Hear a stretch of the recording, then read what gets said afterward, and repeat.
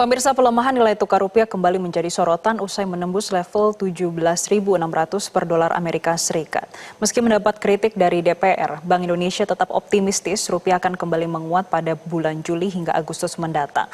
Lalu benarkah tekanan terhadap nilai tukar rupiah hanya bersifat sementara dan seberapa kuat fundamental ekonomi Indonesia menopang nilai tukar di tengah gejolak global?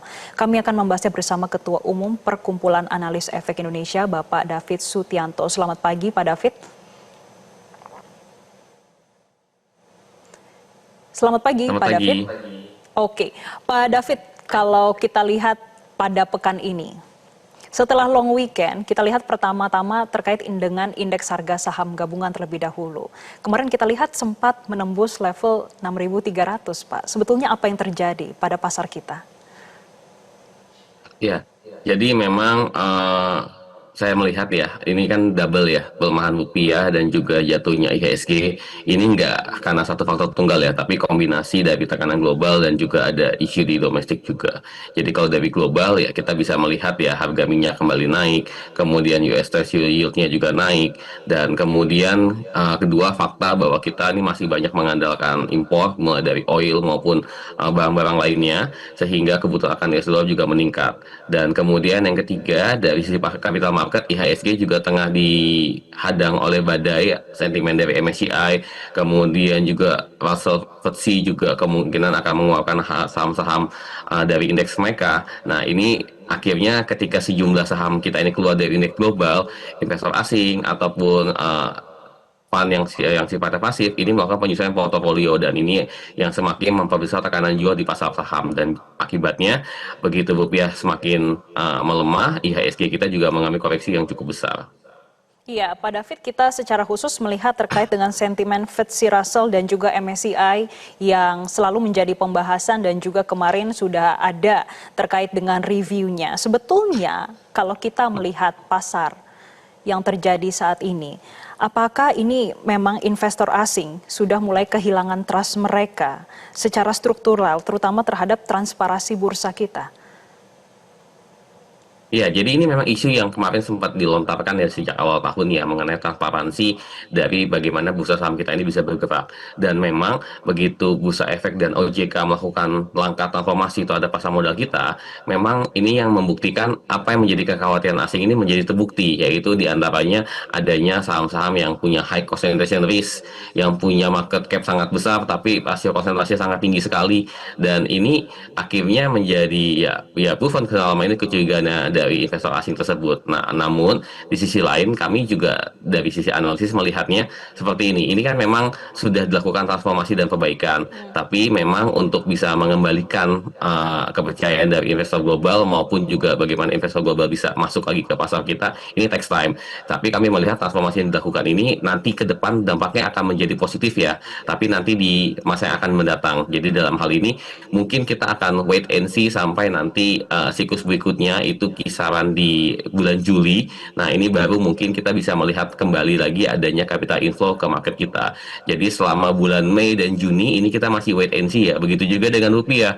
Makanya Pak PB juga bilang mungkin nanti di kisaran bulan Juli Agustus ini rupiah akan membaik, karena memang diprediksi dengan transformasi yang terjadi saat ini nanti mungkin mereka bawa akan kembali di bulan Juli atau Agustus ke market kita. Artinya Pak, hingga bulan Juli hingga Agustus untuk pergerakan indeks harga saham gabungan ataupun nilai tukar rupiah akan berada di level berapa kira-kira menurut analis? Ya, ini yang kalau kita bicara IHSG ya, sebenarnya kan angka 6.500 itu merupakan support yang cukup kuat, tapi memang tidak menutup kemungkinan juga bisa terkoreksi lebih rendah dari itu. Cuman memang kami melihat mungkin tidak akan jauh di bawah dari 6.200, jadi itu adalah sekitar bottomnya kisaran 6.200-an. Nah, kemudian untuk rupiah sendiri, uh, kami melihat tekanannya masih cukup besar ya. Beberapa hari ini aja kita bisa melihat di pasar forward itu udah di 17.700, meskipun di spotnya masih di 17.690-an ya. Jadi memang potensi untuk pelemahan dari rupiah juga masih sangat-sangat terbuka. Akan tetapi saya cukup sependapat dengan bagaimana nanti kita bisa melihat fundamental dari rupiah itu sendiri. Jadi kalau sekarang harganya memang lagi down sangat tinggi sekali, ya ini sebenarnya merupakan chance juga kalau misalnya kita lakukan hedging ya untuk bisa masuk ke posisi seperti rupiah, karena nanti diproyeksikan nanti begitu fundnya ini kembali di bulan Juli Agustus ada kemungkinan kita bisa kembali lagi ke uh, track kita secara fundamental yaitu di kisaran 16 ribuan gitu. Oke, selain wait and see, apakah saat ini terjadi panic selling juga Pak di pasar?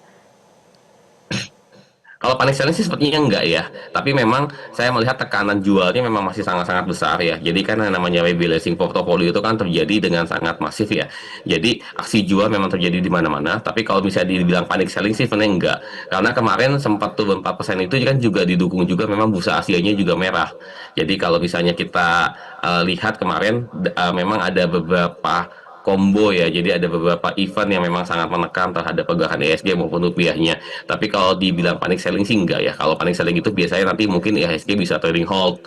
Tapi kalau di sini saya melihat memang tekanan jualnya besar tapi belum sampai panic selling. Pak David, kita juga melihat yield US Treasury ini berada di atas 4,6%. Seberapa besar dampaknya dalam jangka pendek dan juga menengah terhadap IHSG dan nilai tukar rupiah kita? Iya, jadi memang kalau misalnya kita bicara yield ya, jadi ini kan kita bicara return ya. Begitu US yield-nya itu naik, maka mau tidak mau yield di Indonesia maupun suku bunga Indonesia juga harus melakukan adjustment. Karena kenapa? Karena kita bicara disparitas ya. Jadi kalau misalnya di US yield-nya itu naik, artinya imbal hasil di US itu kan juga mengalami kenaikan. Nah, di Indonesia kalau yield-nya tidak bergerak maupun imbal hasil tidak bergerak, maka uang itu akan semakin lari ke US karena dianggap returnnya lebih baik.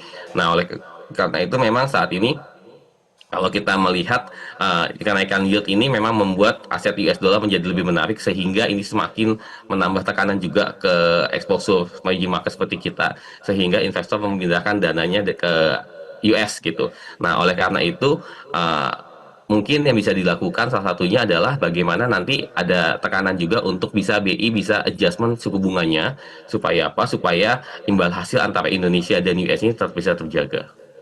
Adjustment dalam BI rate dan kita ketahui bersama hari ini Bank Indonesia memulai rapat Dewan Gubernurnya. Bapak kira-kira seberapa besar peluang BI rate kita? Saya rasa peluangnya cukup besar ya, karena kenapa? Karena memang kalau kita lihat dari situasi global, kemudian pelemahan terjadi di rupiah, dan juga bagaimana effort yang sudah dilakukan oleh Bank Indonesia, kita tahu sendiri, Bank Indonesia sudah menerbitkan SIBI hampir sekitar 1.000 triliun untuk bisa menjaga rupiah. Nah, saya rasa mungkin untuk bisa sedikit melegakan tekanan tersebut mungkin bisa dilakukan dengan kenaikan dari suku bunga BI itu sendiri. Kenaikannya bisa beragam, mungkin antara 25 basis poin sampai 50 basis poin. Tapi yang pasti cukup banyak pihak yang berharap BI bisa segera menaikkan tingkat suku bunganya agar tekanannya ini agak sedikit lebih reda gitu.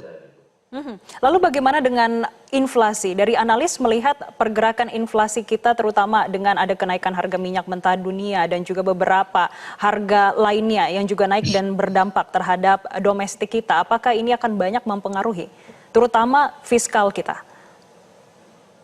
Ya, jadi ini memang yang menjadi sebuah isu ya. Jadi memang pemerintah mengambil kebijakan menahan kenaikan harga energi ya. Jadi harga minyak ditahan kenaikannya dan penahanan kenaikan ini tentunya akan berdampak nanti ke inflasi. Inflasinya mungkin diharapkan tidak akan terlalu tinggi gitu. Jadi kalau misalnya kita melihat inflasi sekarang itu kan masih kisaran 2-3% ya.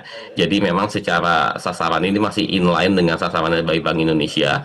Cuman memang kalau misalnya kita melihat tekanan ke fiskal kita, nah ini yang menjadi sebuah isu sendiri ya. Fiskal kita ini saat ini tengah menjadi sorotan karena kenapa? Karena defisitnya kemarin dirancang cukup besar sekitar 2,89% dan dengan tekanan kenaikan harga minyak, kemudian juga adanya tekanan juga dari nilai tukar rupiah, ini membuat orang bertanya-tanya seberapa kuat fiskal kita mampu meredam dari buffer ini. Apalagi langkah yang dijalankan pemerintah adalah dengan memberikan subsidi energi dalam jumlah besar ya. Kenapa saya bisa bilang dalam jumlah besar? Karena kenaikan harga minyak bumi ini kan sudah di atas 100 US dollar. Tapi kita bisa melihat harga penjualan energi, harga minyak juga tidak mengalami kenaikan signifikan. Pertalite masih ditahan harganya, Pertamax juga masih ditahan. Nah, ini yang kita perlu untuk tahu datanya seberapa banyak pemerintah sudah menghabiskan dana untuk subsidi energi ini. Karena kenapa? Karena memang pemerintah saya lihat memang akan menjaga supaya inflasinya tidak terlalu tinggi, tapi di sisi lain seberapa kuat fiskal kita untuk menahan kenaikan harga bahan bakar tersebut. Nah, jadi memang ini saya melihat memang dari inflasi sepertinya mungkin masih akan tetap rendah, akan tetapi dari sisi fiskalnya ini yang justru akan kita lihat seberapa besar defisit yang telah terjadi gitu. Baik, terima kasih Ketua Umum Perkumpulan Analis Efek Indonesia, Bapak David Sutianto, sudah memberikan insight-nya bagi pemirsa Zona Bisnis. Jelajahi cara baru mendapatkan informasi. Download Metro TV Extend sekarang.